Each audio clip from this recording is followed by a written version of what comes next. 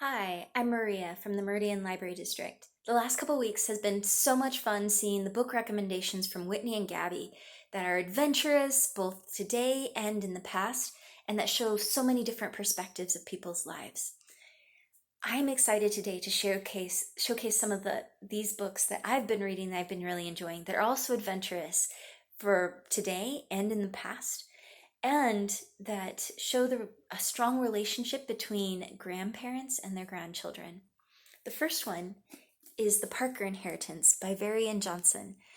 In the story, Candace Miller is angry that her mom moved her from Atlanta to Lambert, South Carolina. Not only is she away from her dad and her friends, she also is in the town that basically kicked out her grandmother and has nothing good to say about her. A woman that honestly Candace loves and admires and it really misses since she passed away a little while ago. And so when Candace finds a letter that is leading her on a treasure hunt, she realizes that this is the same treasure hunt that her grandmother went on years ago that ended up leaving her with a ruined reputation. So Candace decides that she is going to continue what her grandmother started and find this treasure, which she discovers through the letter is actually $40 million for the town of Lambert, South Carolina, and will give 10% of that to her if she finds it. Well, and also will redeem her grandmother's good name. It's a perfect scenario for a bored teenager who doesn't really want to be in the town anyway. Maybe she can do some good this summer. So she gets her neighbor Brandon to help her as they figure out the clues, similar to like a book from the Westing game or Mr. Lemoncello's library. Well, these clues lead them into the 1950s in Lambert, South Carolina, when the rich and powerful Allen family somehow forced out the Washington family from the town.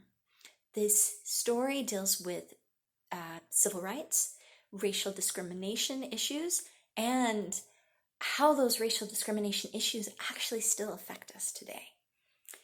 Beautiful puzzle that is fun to solve, especially if you love history, and at the same time also a great exploration of civil rights and how the past affects us today. Great story, highly recommend. Now, When You Trap a Tiger by Tay Keller is a beautiful story of Korean heritage, and you have Lily, who loves her grandmother, is so excited whenever her grandmother visits, but is really confused by the fact that their mom moved them into grandma's house. Why would they leave their perfectly lovely house and move in with grandma? It doesn't, why did they move, why are they moving back? Well, Lily quickly finds out the reason that their mom moved them back to their grandmother's house is because her grandma's really sick. Really, really sick. And her mom wanted to help take care of her. So Lily, her beloved grandmother, is not doing well, and she doesn't want to lose her, and she doesn't want her to be sick. She wants everything to be the way it used to be.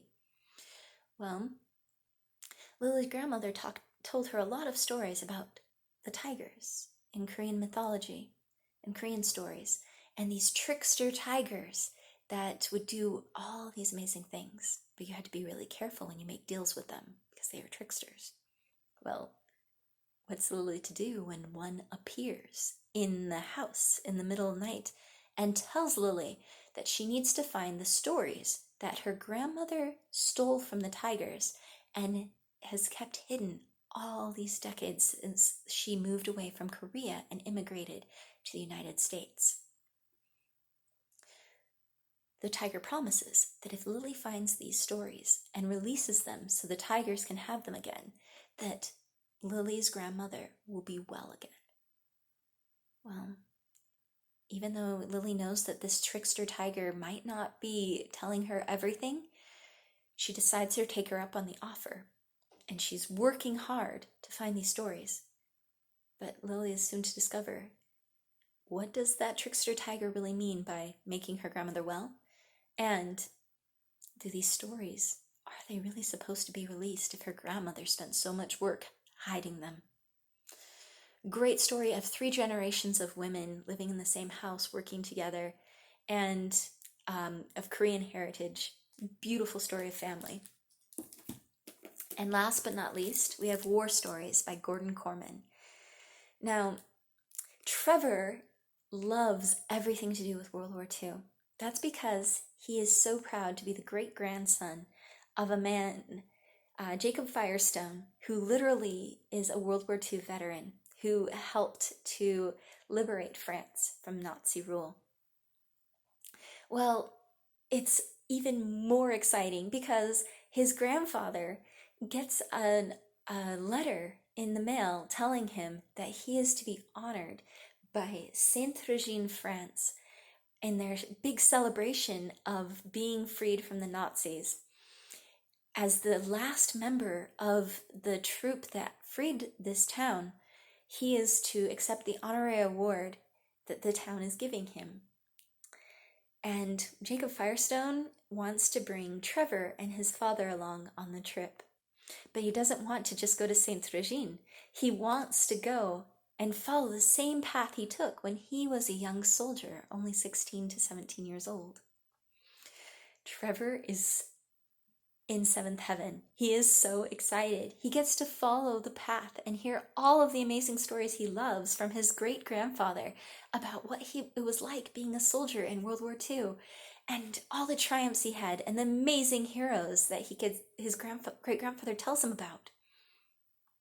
So they travel to where he went to boot camp, and they go to England, where Jacob Firestone was stationed while he was waiting for D-Day, and they travel from D-Day all through France, following the same route. And Trevor's having the time of his life. But his grandpa, the closer they get to Sainte-Regine, the weirder he keeps acting, the more distant he keeps behaving, and he's so angry. And Trevor wonders, is this really just about memories, like his dad says, or is there something more? Is there something that his great-grandfather's not telling him?